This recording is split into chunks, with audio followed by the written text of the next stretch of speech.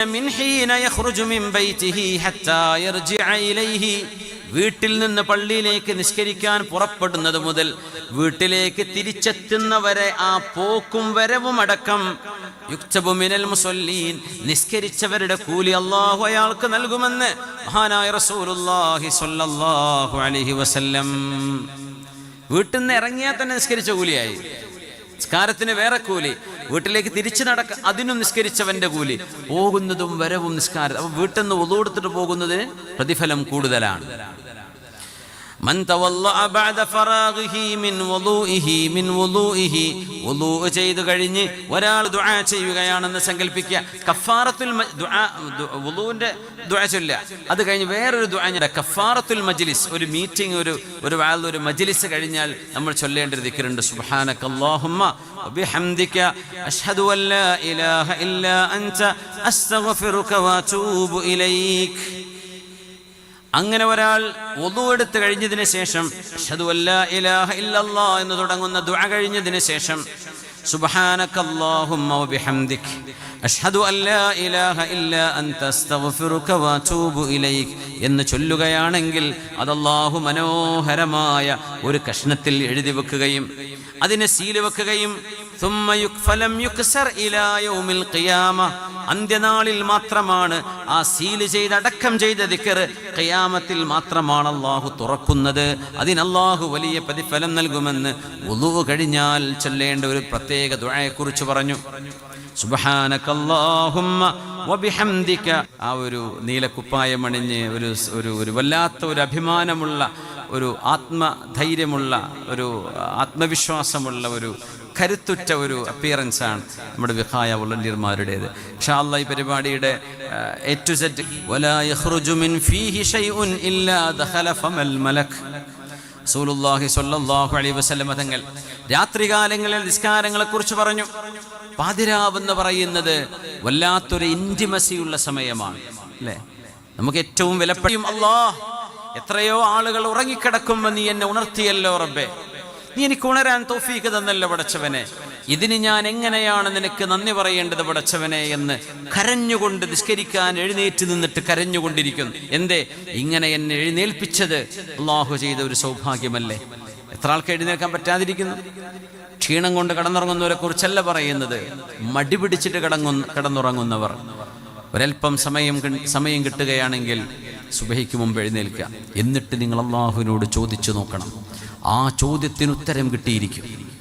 ഞാൻ പറയുന്നത്, നമ്മളും പടച്ചവനും തമ്മിൽ ഒരു കണക്ഷൻ ഉണ്ടാക്കണം. നമ്മളിങ്ങനെ ഒരു ഹാവുലാവിയിട്ട് ആ പടച്ചോണ്ട്, ആ ഉണ്ട്, വിശ്വസിക്കുന്നുണ്ട്, ആ ഞാനൊക്കെ വിശ്വസിക്കുന്ന ആളാ, ഇതല്ല നമുക്ക് വേണ്ടത്. എൻ്റെ റബ്ബെൻ്റെ കൂടെയുണ്ട്.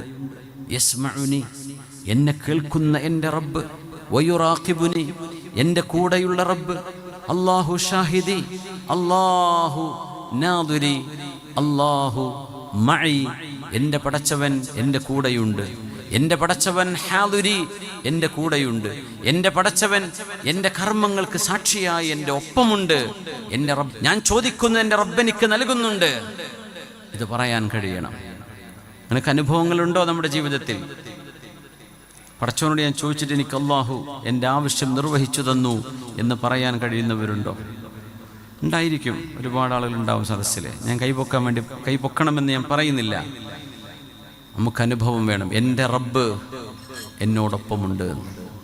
എൻ്റെ ഒരു കൂട്ടുകാരൻ ഇരിട്ടി, ഞങ്ങളിപ്പോൾ ഇന്ന് രാവിലെ കണ്ണൂർ ജില്ലയിലെ അങ്ങ് ഇരിട്ടിയുടെ ഉൾപ്രദേശത്തു നിന്നൊക്കെയാണ് വരുന്നത്. ഇവിടെ എത്തുമ്പോൾ ഇതൊരു വളരെ വലിയ ഉൾപ്രദേശമായിട്ട് എനിക്ക് തോന്നിയപ്പോൾ ഒരു ഉൾപ്രദേശത്ത് നിന്ന് അടുത്ത ഉൾപ്രദേശത്തൊക്കെ ഇന്ന് രാവിലെ മുതൽ വൈകുന്നേരം വരെയുള്ള യാത്രയിലെത്തിയത് ഒരു ഗ്രാമത്തിൽ നിന്ന് അടുത്തൊരു ഗ്രാമത്തിലേക്ക്. പക്ഷെ അവിടെ എൻ്റെ ഒരു സുഹൃത്തുണ്ട്, അദ്ദേഹം മസ്കത്തിലാണ് ഇപ്പോൾ. അദ്ദേഹത്തിൻ്റെ ഉമ്മാക്കൊരു സ്ട്രോക്ക് വന്നു. തൻസീർ എന്നാണ് ഞങ്ങളുടെ സുഹൃത്തിൻ്റെ പേര്. തൻസീറിൻ്റെ ഉമ്മ സ്ട്രോക്ക് വന്ന് ആ ചെറുപ്പക്കാരൻ പൊട്ടിക്കരഞ്ഞ് മസ്കറ്റിൽ നിന്ന് എനിക്ക് വിളിച്ചു, ഞാൻ പോവാണ് നാട്ടിലേക്ക്, ഉമ്മാക്ക് തീരെ വയ്യ, ഡോക്ടർമാരൊന്നും പറയുന്നില്ല, 6 മണിക്കൂർ കഴിയട്ടെ എന്ന് പറയുന്നു. അതീവ ഗുരുതരമായൊരവസ്ഥയിൽ ഹോസ്പിറ്റലിൽ കിടത്തി. ആ ഉമ്മയുടെ അരികത്തെത്താൻ വെമ്പൽ കൊണ്ടുകൊണ്ട മകൻ തൊട്ടടുത്ത ഫ്ലൈറ്റ് കിട്ടി നാട്ടിലേക്കെത്തി.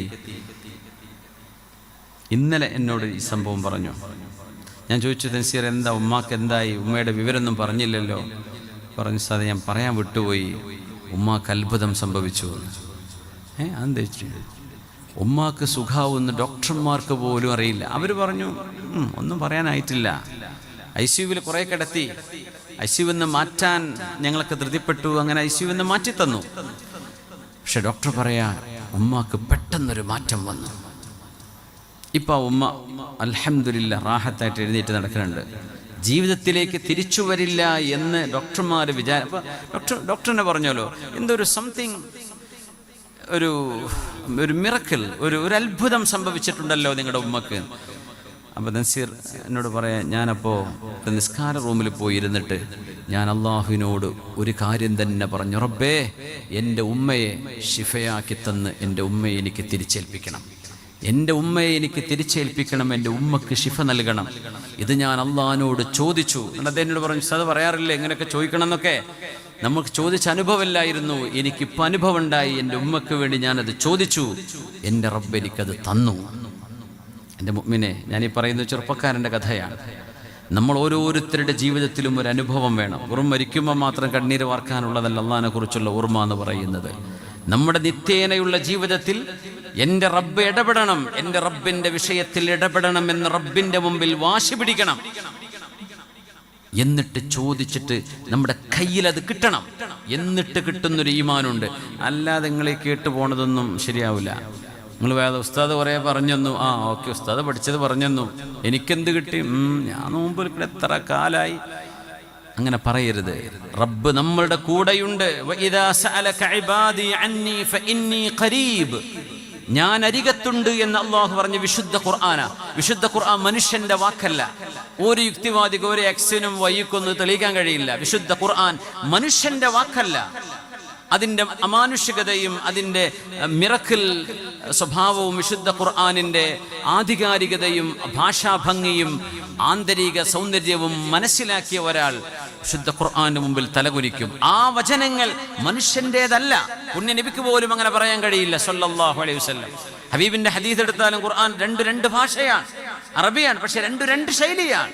ഹബീബിന്റെ ഹദീസിന്റെ ശൈലി ഒന്ന് വേറെ. സമർ കാണിച്ചെടുത്ത് ഒരു ഹദീസ് ഒരു ഖുർആനും കൊടുത്താൽ ഇതിലേതാ ഖുർആന് പെട്ടെന്ന് പച്ചവെള്ളം വിത്തിൻ സെക്കൻഡ്സ് പറഞ്ഞുതരാൻ കഴിയും. എന്തേ?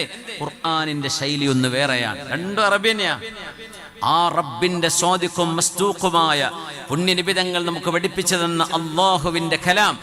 ഖാല അവലം തുഅ്മിൻ, ഇബ്രാഹിം നബിയെ നിങ്ങൾക്ക് ഈമാനില്ലേ? ബലാ, ഉണ്ട് റബ്ബേ, എനിക്ക് ഈമാനുണ്ട്. വലാകിൻ ലിയത്മഇന്ന ഖൽബി, എൻ്റെ ഹൃദയത്തിനൊരു സന്തോഷം കിട്ടാൻ. കണ്ടല്ലോ, നമ്മൾ ചിലതൊക്കെ നമ്മൾ അനുഭവിക്കുമ്പോൾ ഒരു രസം കിട്ടുമല്ലോ എന്ന പോലെ നമ്മുടെ ജീവിതത്തിൽ എൻ്റെ സഹോദരിമാരെ അള്ളാഹുവിനോട് ചോദിക്കും. നിങ്ങൾ പടച്ചവനോട് വാശി പിടിച്ച് ചോദിക്കണം. എന്നിട്ടത് ചോദിച്ചു വാങ്ങിയിട്ട് എനിക്ക് കിട്ടി, എൻ്റെ റബ്ബെന്നെ സഹായിച്ചു എന്ന് നമുക്ക് അനുഭവിക്കാൻ കഴിയുന്ന നൂറുകണക്കിന് അനുഭവങ്ങൾ ഒരു മനുഷ്യൻ്റെ ജീവിതത്തിൽ ഉണ്ടാക്കാൻ പറ്റും. അതുകൊണ്ട് ഈ റമദാൻ കണ്ണു തുറപ്പിക്കുന്ന റമദാനാകണം. ഒരു ആചാരത്തിന്റെ ഭാഗമായി നോമ്പെടുത്തു പോകല്ലേ. പാതിരാവുകളിൽ അള്ളാഹുവിന്റെ മുമ്പിൽ എഴുന്നേറ്റ് നിൽക്കിൻ. അള്ളാഹുവിന്റെ മുമ്പിൽ എഴുന്നേറ്റ് നിന്നുകൊണ്ട് നിസ്കരിക്കും. പുണ്യനബി തങ്ങൾ പറഞ്ഞു, നിങ്ങൾ നിസ്കരിക്കാൻ നിൽക്കുമ്പോൾ പല്ല് തേക്കണം. ഒന്നുകൊടുക്കുമ്പോൾ രാത്രി പോയി എഴുന്നേൽക്കുമ്പോൾ ബ്രഷ് ഇടാനൊക്കെ മടി തോന്നും. ഒന്നുകൊടുത്ത് പോന്നാ പോരെ? അല്ല, ബ്രഷ് ചെയ്യണം, അത് സുന്നത്താണ്. ചായ കുടിക്കാൻ വേണ്ടി മാത്രമല്ല, ഉറക്കത്തിൽ നിന്ന് എഴുന്നേറ്റാൽ ഒന്ന് വായൊന്ന് വൃത്തിയാക്കണം. ഇദാ ഖാമ അഹദുകും യുസല്ലി മിനൽ ലൈലി ഫൽയസ്തക്, രാത്രി നിങ്ങൾ നിസ്കരിക്കുകയാണെങ്കിൽ വായ ഒന്ന് നന്നായി വൃത്തിയാക്കണം. എന്തുകൊണ്ടെന്നറിയുമോ? നിങ്ങൾ നിസ്കരിക്കുന്ന മുസല്ലയിലേക്ക് നിങ്ങളുടെ കണ്ണുകളെ കൊണ്ട് നിങ്ങൾക്ക് കാണാൻ കഴിയാത്ത അതിസൂക്ഷ്മമായ, അതിശക്തമായ, അതിപവിത്രമായ ഒരു പ്രകാശം കൊണ്ട് സൃഷ്ടിക്കപ്പെട്ട നമ്മുടെ കണ്ണുകൾക്ക് കാണാൻ കഴിയാത്ത ചില ആളുകൾ നിങ്ങളുടെ റൂമിലേക്ക് വരുമെന്ന് മഹാനായ റസൂലുള്ളാഹി സ്വല്ലല്ലാഹു അലൈഹി വസല്ലം. ഫൽയസ്തക്, പേടിപ്പിക്കാനല്ല, മലക്കുകൾ പേടിപ്പിക്കാൻ വരില്ല, ജിന്നുകളും പേടിപ്പിക്കാൻ വരുന്നില്ല. ഓരോ പണിയെടുത്ത് പോവുകയാണ്. നമ്മൾ വെറുതെ ഓരോന്ന് ആലോചിച്ച് കൂട്ടിയിട്ടാണ്. പേടിപ്പിക്കാനായിട്ട് ജീവികളൊന്നും ഈ ലോകത്തുള്ള പറിച്ചു വിട്ടിട്ടില്ല. ഓർക്ക് അവരുടേതായ ജോലിയുണ്ട്. ആ ജോലിയിൽ അവർ വ്യാപൃതരാണ്. നമ്മൾ നമ്മുടെ പണിയെടുക്കുക, അവരവരുടെ പണിയെടുത്തോളൂ. ജിന്നുകളെപ്പോലെ കണ്ണുകളെ കൊണ്ട് നമുക്ക് കാണാൻ കഴിയാത്തവരാണ് അള്ളാഹുവിൻ്റെ മലക്കുകൾ. അതുകൊണ്ട് നിങ്ങൾ വുളു എടുക്കുമ്പോൾ, വുളു എടുത്ത് നിസ്കരിക്കാൻ നിൽക്കുമ്പോൾ നിങ്ങൾ ഒന്ന് ബ്രഷ് ചെയ്യണം. കാരണം ഫഇന്ന അഹദകും ഇദാ ഖറഅ ഫീ സ്വലാത്തിഹി, നിങ്ങൾ നിസ്കാരം തുടങ്ങി ഫാത്തിഹ ഓതാൻ തുടങ്ങിയാൽ അപ്പോഴാണ് ആൾ വരിക. ഫഇന്ന അഹദകും ഇദാ ഖറഅ ഫീ സ്വലാത്തിഹി, നിങ്ങൾ നിസ്കാരത്തിൽ ഫാത്തിഹ തുടങ്ങി നിങ്ങൾ ഓതാൻ തുടങ്ങിയാൽ, ഖുർആൻ ഓതാൻ തുടങ്ങിയാൽ, വളഅ മലകുൻ ഫാഹു അലാ ഫീഹ്, ആ ഓതുന്ന മനുഷ്യന്റെ ചുണ്ടിലേക്ക് അല്ലാഹുവിന്റെ മലക്ക് ചുണ്ട് ചേർത്ത് വെച്ച് നിൽക്കും. വലാ യഖ്റുജു മിൻ ഫീഹി ശൈഉൻ ഇല്ലാ ദഖല ഫമൽ മലക്, അവരുടെ വായിൽ നിന്ന് ഓതുന്നത്, വായിലൂടെ വരുന്ന ശബ്ദം, വായിൽ നിന്ന് വരുന്ന കാറ്റ് ആ മലക്കിന്റെ വായിലേക്ക് കടക്കുന്നുണ്ട് എന്ന് മുഹമ്മദ് മുസ്തഫ സല്ലല്ലാഹു അലൈഹി വസല്ലം. അതുകൊണ്ട് ദുർഗന്ധമാണെങ്കിൽ ആ ദുർഗന്ധം മലക്കിന്റെ വായിലേക്ക് പോകുന്നുണ്ട്. അതുകൊണ്ട് നിങ്ങളുടെ വായ സുഗന്ധമുള്ളതാക്കണം, ദുർഗന്ധമുണ്ടാവരുത്. നന്നായിട്ട് ബ്രഷ് ചെയ്യണം, വായ വൃത്തിയാക്കണം. എന്നിട്ടേ നിങ്ങൾ നിസ്കരിക്കാവൂ. അത് പവിത്രമായ നേരമാണ്, പവിത്രതയുള്ള. ഇമ്രാൻ ഇബ്നുൽ ഹുസൈൻ റളിയല്ലാഹു അൻഹു ഉറക്കത്തിൽ എഴുന്നേൽക്കുമ്പോൾ കാന യുസല്ലി അലാ മൻകിബിഹിൽ യമീൻ, മഹാനായ ഇമ്രാൻ ഇബ്നു ഹുസൈൻ എന്ന സ്വഹാബിയോട് വലതു ഭാഗത്തിരിക്കുന്ന മലക്കും ഇടത് ഭാഗത്തിരിക്കുന്ന മലക്കും അസ്സലാമു അലൈക്കും യാ ഇമ്രാൻ സലാം പറഞ്ഞിരുന്നു. മലക്ക് രണ്ടുപേരും സലാം പറയും. ആ രണ്ട് സലാമിനും ഇമ്രാൻ ബിൻ ഹുസൈൻ തങ്ങൾ മറുപടിയും പറയും. സ്വഹാബിയാണ് ഇമ്രാൻ ബിൻ ഹുസൈൻ റളിയല്ലാഹു അൻഹു. അപ്പം അത് സാധ്യമാണെന്ന് മനസ്സിലായി. നമ്മളെ കൊണ്ട് പറ്റുന്നില്ല, നമ്മളെ കൊണ്ട് പറ്റാത്ത കുറേ ഉണ്ടല്ലോ. അതിന് നമ്മൾ ക്വാളിഫൈഡ് ആയിക്കഴിഞ്ഞാൽ അള്ളാഹു അത് സാധ്യമാക്കി തരും. ലൗ തദൂമൂന അലാ മാ തകൂനൂന ഇൻദി ലസ്വാഫഹതുകുമുൽ മലായികതു അലാ തുറുഖ്, എൻ്റെ സദസ്സിൽ നിങ്ങൾ ഇരിക്കുന്നത് പോലെ മുഴുസമയവും നിങ്ങൾ അള്ളാഹുവിനെ ഓർക്കുകയാണെങ്കിൽ അള്ളാഹുവിൻ്റെ മലക്കുകൾ നിങ്ങൾക്ക് വഴികളിൽ വന്ന് വഴിവക്കിൽ വന്നുകൊണ്ട് സലാം തന്ന് കൈപിടിക്കുമായിരുന്നു. ഹൃദയം ശുദ്ധമാണെങ്കിൽ ചില മറ്റുള്ളവർക്ക് കാണാൻ കഴിയാതെ മുഅ്മിനീങ്ങളുടെ കൈപിടിച്ച് സലാം പറയാൻ അള്ളാഹുവിൻ്റെ മലക്കുകൾ വഴിയോരങ്ങളിൽ വന്നു നിൽക്കുമെന്ന് ഹദീസിലുണ്ട് സല്ലല്ലാഹു അലൈഹി വസല്ലം. ഇതൊക്കെ മുഅ്മിനീങ്ങൾ അനുഭവിക്കുന്ന കാര്യമാണ്, ഇതൊന്നും ഇല്ലാത്ത കാര്യമല്ല ഞങ്ങൾ ഈ പറയുന്നത് സല്ലല്ലാഹു അലൈഹി വസല്ലം. അത് സാധ്യമാണ്. സ്വഹാബികളിൽ ചില ആളുകൾക്ക് ജിബ്രീൽ തങ്ങളെ കാണാമായിരുന്നു, ചില ആളുകൾക്ക് കാണാൻ കഴിഞ്ഞിട്ടില്ല. അങ്ങനെ ഉണ്ടായിരുന്നു. അബൂ ഹുറൈറ തങ്ങൾ, അനസ് ഇബ്നു മാലിക് എന്നവര്, മുആദ് ഇബ്നു ജബൽ എന്നവര്, മഹാനായ അബ്ദുല്ലാഹി ഇബ്നു അബ്ബാസ് റളിയല്ലാഹു അൻഹുമ, ഈ 4 സ്വഹാബിമാർ, മറ്റു കൂടുള്ള സ്വഹാബിമാർ സിദ്ദീഖ് എന്നവരുണ്ട്, കൂട്ടത്തിൽ ഉമർ എന്നവരുണ്ട്. മറ്റുള്ളവരൊന്നും കാണാതെ ജിബ്രീൽ അലൈഹിസ്സലാമിനെ ഹബീബിന്റെ സദസ്സിൽ കാണാൻ ഭാഗ്യമുണ്ടായ സ്വഹാബികളായവര്. അവരുടെ ജീവചരിത്രത്തിൻ്റെ അവസാനം കണ്ണിനൊരു മങ്ങല് വന്നു ഈ 4 സ്വഹാബിമാർക്ക്. എന്തുകൊണ്ട്?